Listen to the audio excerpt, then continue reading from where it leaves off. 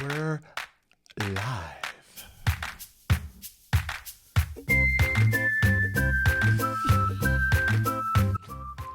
Hello and welcome to Couples Counseling for Parents. I'm Dr. Stephen Mitchell. I'm Erin Mitchell.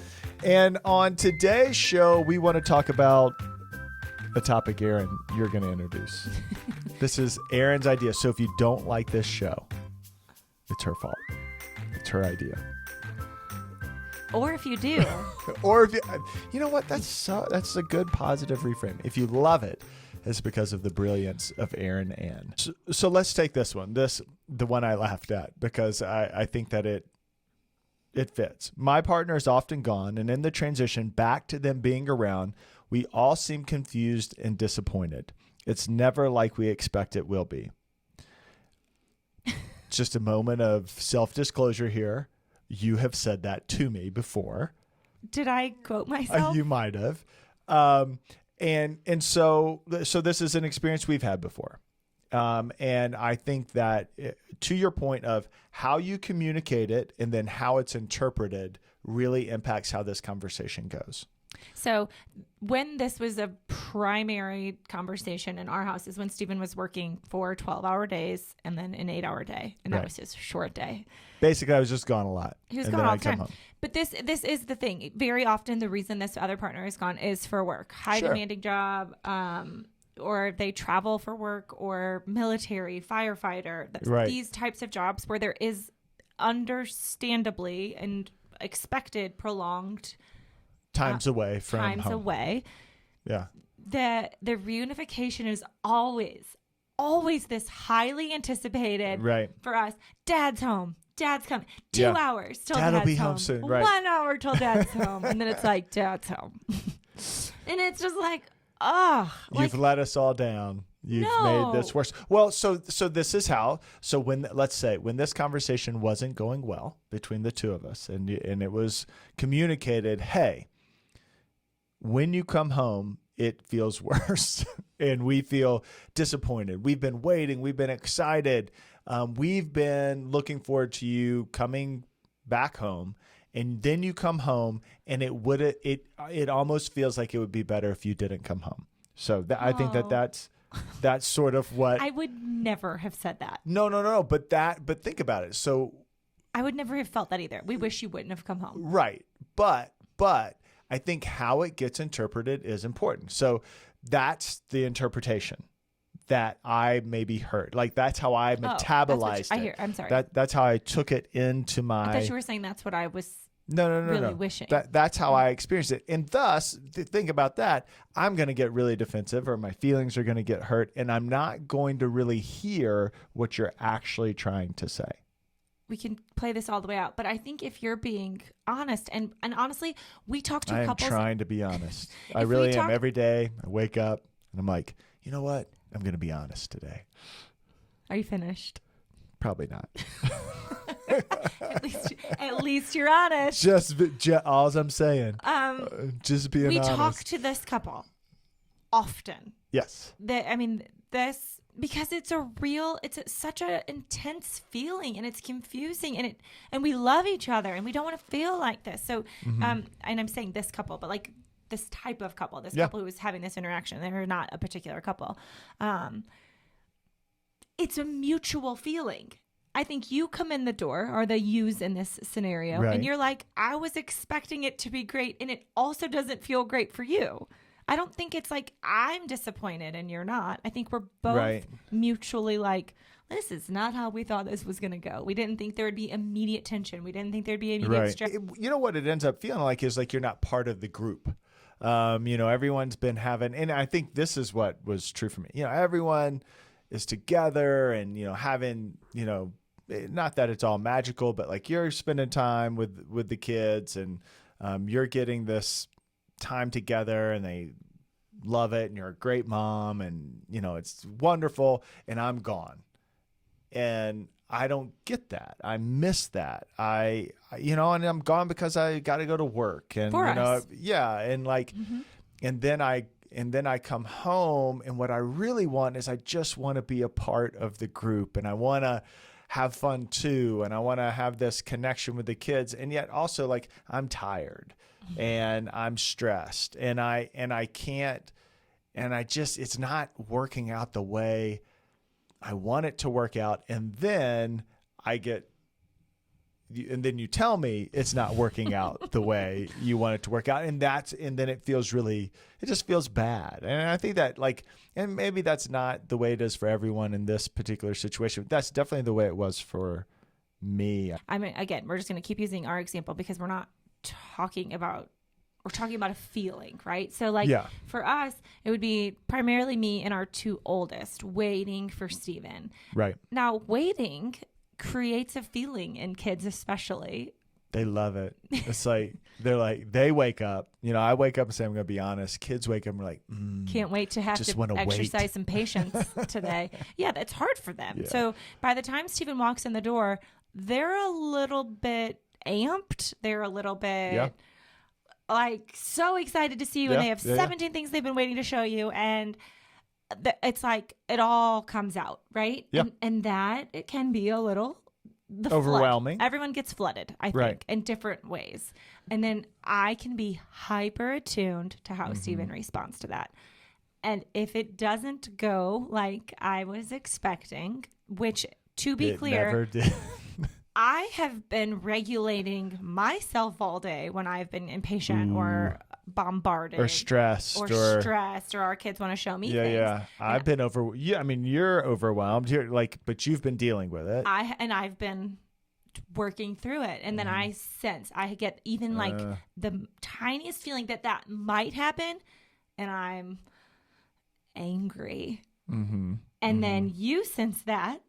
And it's like, oh, great. Like I didn't do something right, or I'm like, I think that was kind of micromanaged, or gosh, I'm not allowed to walk in and feel like a little, just want 1 second, right, to whew. Right, because I'm thinking I know you haven't been perfect all day, I know you've been regulating and trying, but I mean, I'm sure you've had the privilege of no one catching your bad moment. So my feeling of this might activate the feeling in you of when my partner's around, I'm anxious, I'm not doing it right.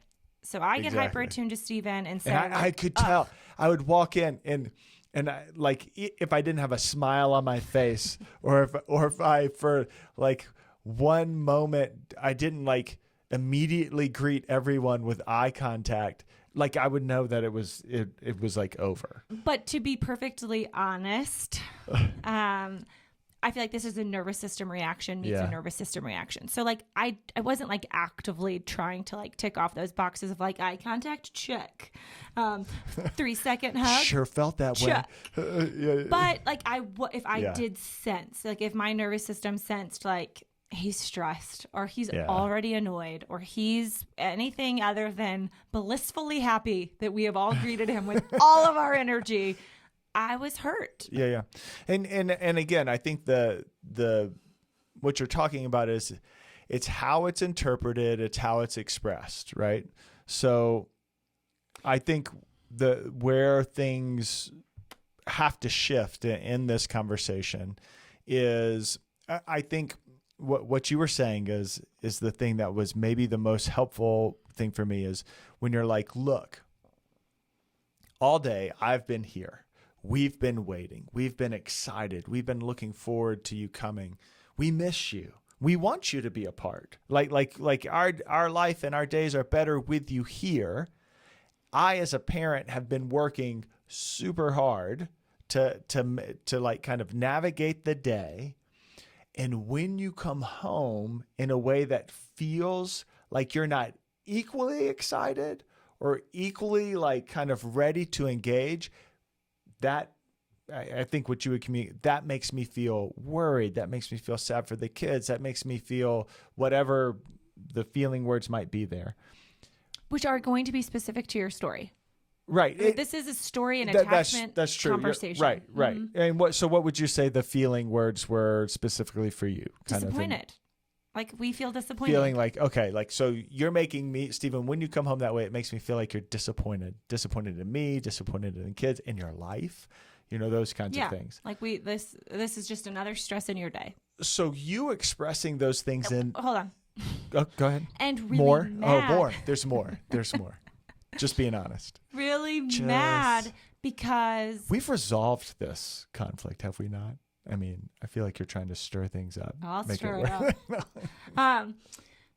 That we were so excited.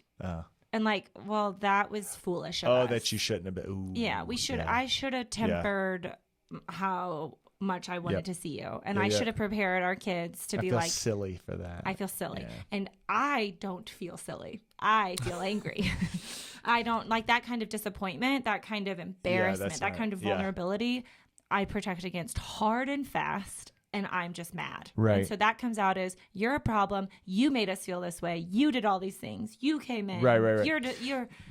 But and that's not fair. That's not true. Let me just be extra clear. Right. But that's my where protective strategy, but it's not healthy. And that's where the conflict started and began. But when you were able to express it the other way, that we just tender, that helped me go, oh.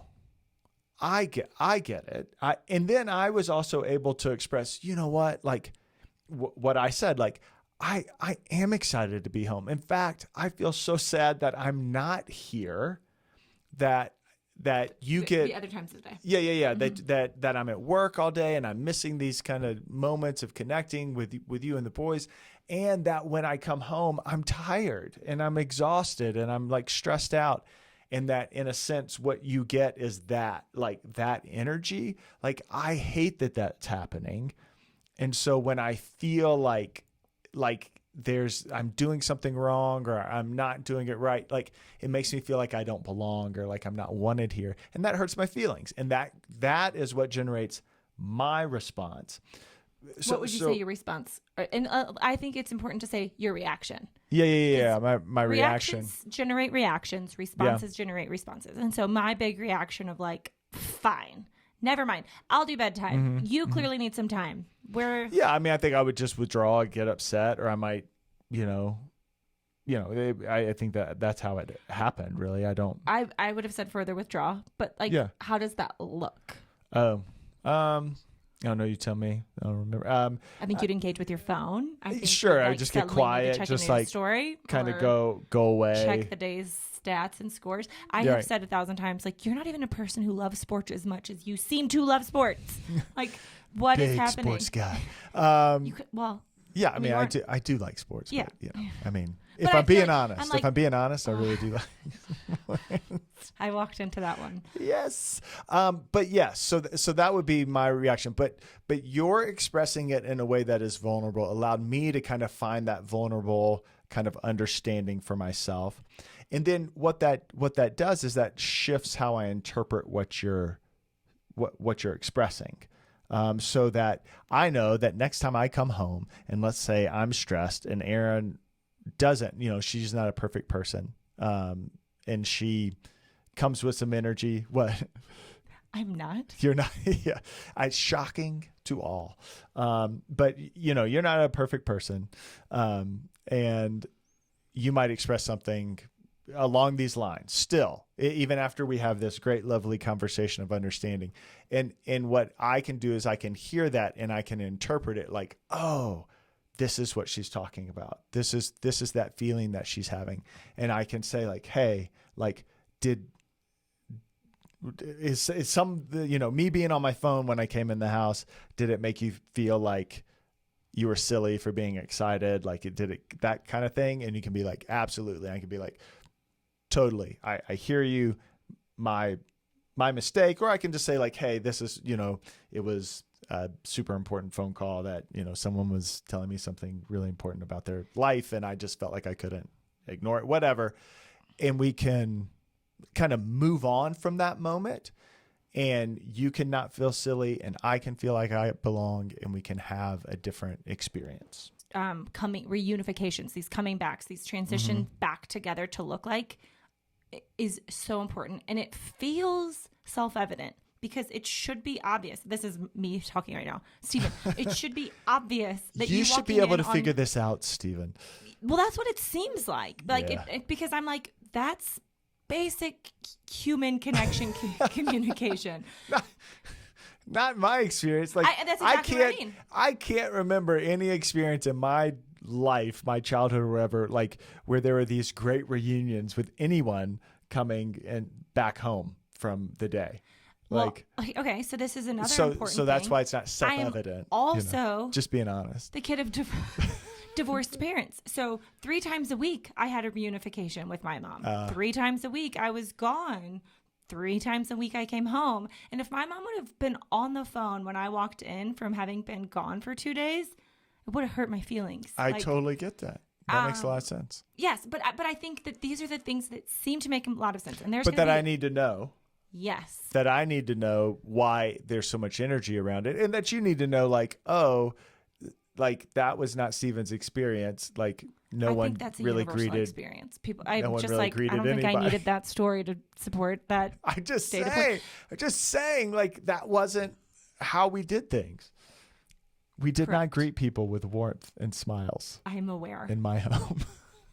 So I think, though, that saying, like, this is what you're walking into. If you are coming home from work, having been gone for 7 hours or 7 days or 7 months, or if it's 7 p.m., this is what I know. You're going to be walking into a hot mess of kids because it's bedtime and it's a hornet's nest. And I'm expecting... The hornet's nest of kids. I like that. And primarily, I mean me. It's true. It's true. But like, I am expecting that you're going to come in and you're going to wrestle for 7 minutes, and you're going to like give them all your best energy because they're so pumped, and then you're going to help me shift everybody towards bedtime. Sure. Or I'm just it's just being clear. Like yes, and you're going to say it's 7 p.m. I've been gone for 7 months, 7 hours, 7 weeks. Doesn't really matter. Yeah, no, I'm going to be coming in tired. I'm going to be doing my best. And this is the very conversation we had. I remember. And I think we've actually even shared this before on the podcast. And you were just like, look, I need you to come home, and I need you to come home with some smiles and some eye contact and some energy. And that was based on this conversation. And that was I thought, a completely reasonable request. And I would coach myself up on the ride home. I'd be like, Stephen, I know you're tired. I know you got a lot going on, but you know what? You can come in and I can do anything for 11 minutes. You can come in a different way. And to be quiet, I mean, like the way I want to come in, the way I want to be mindful about coming in and reuniting with kids and you. Like it was a good thing.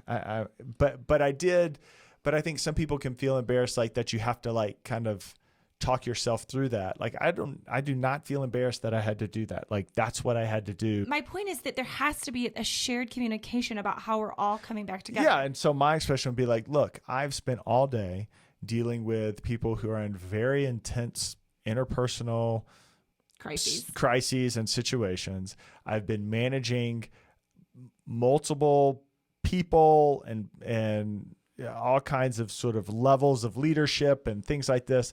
And I've been talking in front of people and doing therapy all day long. And I am an introvert. And so that has ruined me for the day. So I'm coming in just sort of spent. But that doesn't mean I can't, make those adjustments. But for you, that being helpful for you to know so that you kind of like, I get maybe why his face looks so tired right now. I think a lot of default parents, the person who's there already feels alone. Yeah. So you come home and it's like, now you're physically present and I'm just as emotionally alone.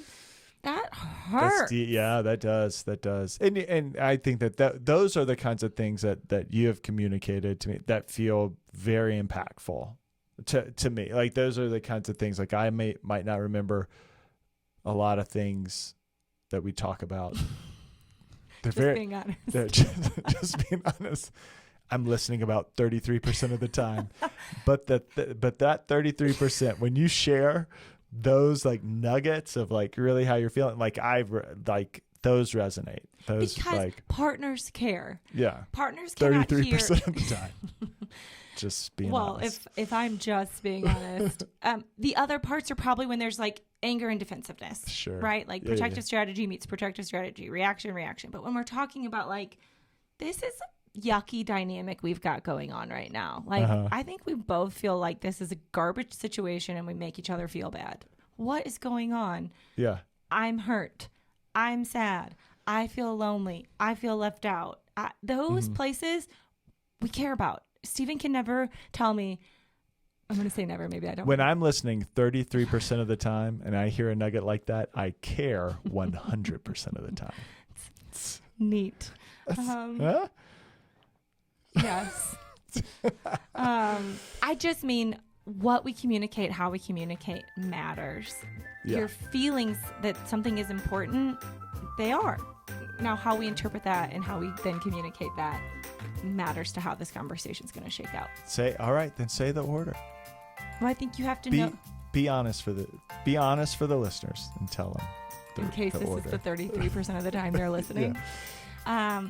I think we have to know first. I think we need to not just share a reaction. Know how we feel first. Recognize we're having a reaction and then ask ourselves before we share our reaction and invite a reaction. Like, I'm having a reaction. What is happening? And something is important. Yeah, like I'm noticing that I wish you weren't here. Okay, so I'm not going to lead with that. What I'm going to do is think about like what is it about them being here, or like what is the feeling that is generating that reaction? I wish you weren't here, and sharing that feeling. Correct. Is what helps you access like the vulnerability is matched with vulnerability. Yeah, there you said it. Truth. She's just being honest.